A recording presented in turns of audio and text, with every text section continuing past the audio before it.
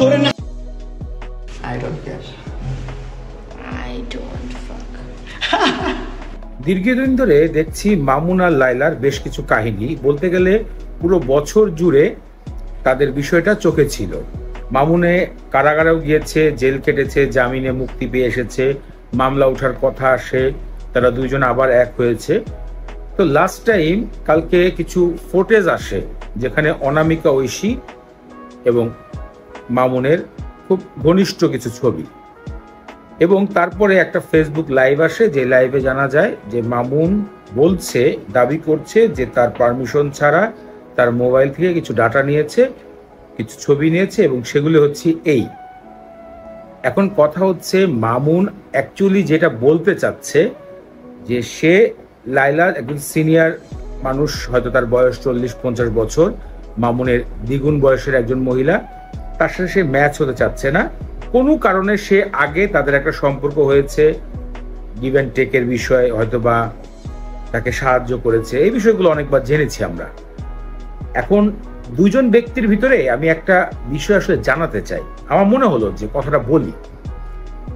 Actually যে মামুন তার বয়স অনেক ছোট এবং তার একটা টাইমে লায়লার প্রতি দুর্বলতা থাকতেই পারে একটা বয়সে, কিন্তু তিনি এখন যে ম্যাচিউরড হয়েছে, 25-26 বয়স পাড়ি দিয়েছে, তখন তার মনে হচ্ছে যে তার আসলে কোন দরকার বা কোন লেভেলে যাওয়া দরকার, এরকম কিছু মনে হচ্ছে। তাই তার সমবয়সী ঐশীর সাথে তার রিলেশনের বা একটা ভালো বন্ধুত্বর ভিডিও সামনে আসে, যেটা বলতে চাচ্ছি।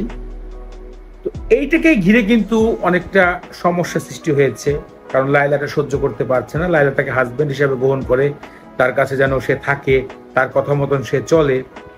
অ্যাকচুয়ালি এই প্রবলেমটার কারণে কিন্তু মিডিয়াতে আসছে, এবং মামুন অনেক খারাপ খারাপ কথাও বলেছে।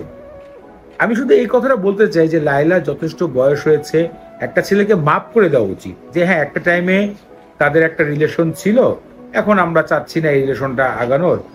লায়লাও বুঝতেছে মামুনের অনেক কম বয়স, এই বয়সে তার মতো সিনিয়র একজন ব্যক্তি জড়িত হওয়ার দরকার নেই, এটস একটা বিষয়, খুব সিম্পল। কিন্তু এই দুজনের কীর্তিকলাপ একবার দেখেন আপনারা। যদি মামুন অপরাধী হয়ে থাকে, তাহলে বাংলাদেশ আইন অনুযায়ী লায়লা তার থেকে বড় অপরাধী। তার দুটা সংসার চলে যাওয়ার পর সে এত ছোট একটা ছেলের সাথে রিলেশন করে মিডিয়াতে এসে সেগুলো প্রকাশ্যে বলতেছে, এগুলো নিয়ে কিন্তু আসলে কোনো আইনগত ব্যবস্থাই হচ্ছে না। আপনি দেখেন, একবার চিন্তা করেন যে সরকারের আগে কেউ কিছু করলে সেই সরকার আমলে একে ধরে নিয়ে যেত, কেউ একটা ছোট পোস্ট করলে, কিন্তু তারা পুরো সোশ্যাল মিডিয়াকে একদম নস্টাল করে ফেলেছে, তাদেরকে নিয়ে কেউ কথা বলছে না। আমি বলতে চাই শুধু এই মেসেজটাই, যে তাদের দুইজনের বিরুদ্ধেই একটা ব্যবস্থা নেওয়া উচিত। বাংলাদেশের সংস্কৃতি, অনলাইন প্রচার, এর তো একজন দায়িত্ববান লোক আছে, উপদেষ্টা আছে, তার উচিত এই দুজনের বিষয়ে একটা পদক্ষেপ নেওয়া। এই যে জিনিসটা দেখা যাচ্ছে, অ্যাকচুয়ালি এই জিনিসটা কিন্তু খারাপ না, বয়সে ছোট বা বয়সে বড় কাউকে বিয়ে করা যে খারাপ তা কিন্তু নয়, কিন্তু তারা এই জিনিসটাকে একদম পচিয়ে দিয়েছে, নষ্ট করে দিয়েছে। এদেরকে আসলে উপযুক্ত শাস্তি দেওয়া উচিত। এটি আসলে আমার ভিডিওর একটা মেসেজ ছিল, আর কিছু না।